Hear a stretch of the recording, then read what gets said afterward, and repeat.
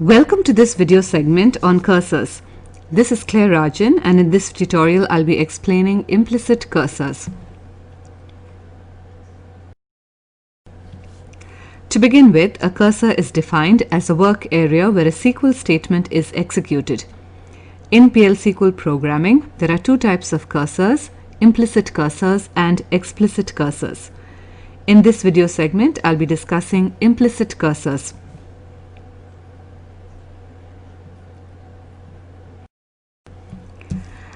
As its name suggests, an implicit cursor is a predefined cursor that exists within an Oracle database.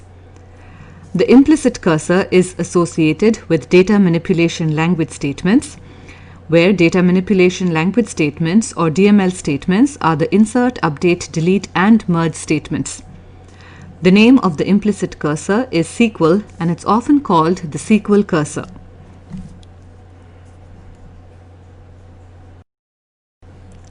To understand the behavior and the use of the SQL cursor, consider the following slide. First, look at the data in the employees table.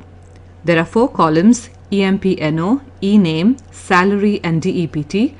EMPNO standing for the employee number, ENAME for the employee's name, salary is the salary of the employee, and DEPT is the department that the employee belongs to. Notice that there are 3 rows in the table. Specifically observe the last row where the employee number is 120 and the name of the employee is Rick. Now consider the PLSQL block that is also written on the slide to delete data from the employees table. The PLSQL block reads as begin, delete from employees where EMPNO equal to 120, end. When this block is executed, the output will be the string PLSQL procedure completed successfully. At this time, you might think to yourself, so what happened when the block was executed? Was the row to be deleted found in the table? Was one row deleted, or was more than one row found and deleted in the table?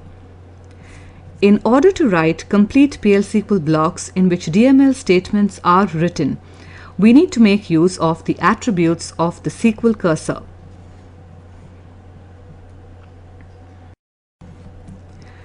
Because the delete statement is a DML statement, its execution will be associated with the implicit cursor called the SQL cursor. The SQL cursor has certain attributes that can be used to write more complete programs that answer the questions that were raised in the previous slide. The 3 most commonly used attributes are SQL%found, SQL%not found, and SQL%row count. The SQL in the attribute name is the name of the cursor. SQL%found is an attribute that returns a true or false value. A value true is returned when the most recent DML executed by the SQL cursor affects one or more rows. It will return a value false if the most recent DML does not affect one or more rows. SQL%not found is the opposite of SQL%found, and it also returns a true or false value. A value true is returned when the most recent DML executed by the SQL cursor does not affect one or more rows. It will return a value false if the most recent DML affects one or more rows. Finally, the SQL%row count attribute returns a numeric value, identifying the number of rows affected by the most recent DML statement. We'll now take a look at the same program that was discussed earlier. However, here we will include the use of the SQL%not found attribute to answer the question, was a row deleted or not? The program that's written reads as begin, delete from employees where EMPNO equal to 120. If SQL%not found, then dbms_output.put_line, the row to be deleted was not found, else dbms_output.put_line, the row was deleted, endif, end. Notice the use of the SQL%not found attribute in the conditional if statement immediately following the delete statement. If the row to be deleted, that is, the row where the employee number 120 was not found in the table, then SQL%not found would have become true, and the string that would have been displayed would be the row to be deleted was not found.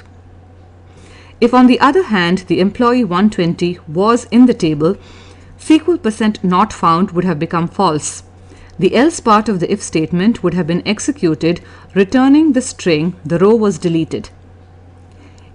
If you take a look at the data in the employees table as displayed on this slide, the row 120 does exist. So executing this particular PLSQL block, the string that will be displayed on the screen would be the row was deleted.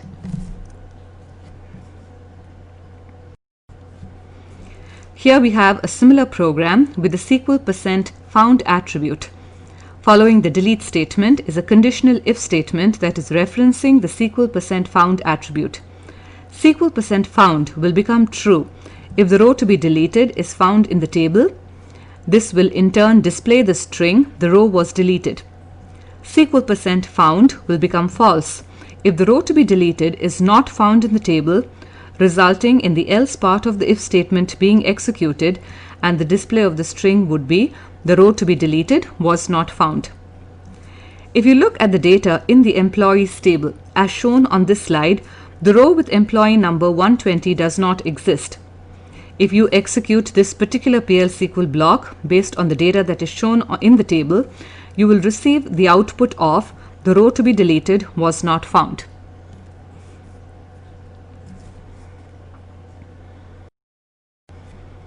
Here we can see the use of the SQL%row count attribute that answers the question, how many rows were affected by the DML? If you want to know how many rows were deleted in the program that is being discussed, you can use the SQL%row count attribute as shown in the program.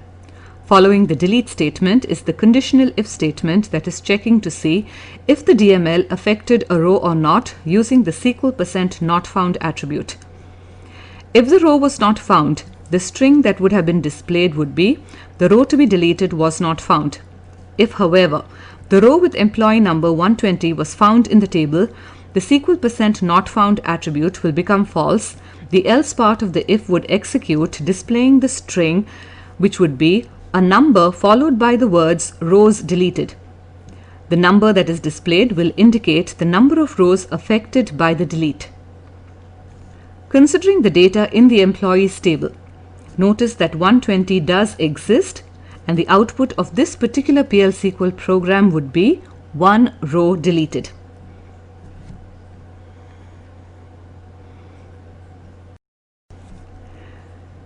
On this slide, you have a program to try based on the data that is displayed in the employees table. It will give you an opportunity to see if you've understood the topic that's being discussed in the tutorial. You must write a PLSQL block that will update and increase the salaries of the employees in Department 10 by 500. The program should indicate whether or not the update happened along with messages as shown on the slide. If the update did not affect any rows, the message to be displayed should be no rows updated - department not found. If the update did affect rows, the message should be n rows updated, where n is a numeric value indicating the number of rows updated. At this time, you can pause the video if you want so that you can try the program out as the solution is displayed on the next slide.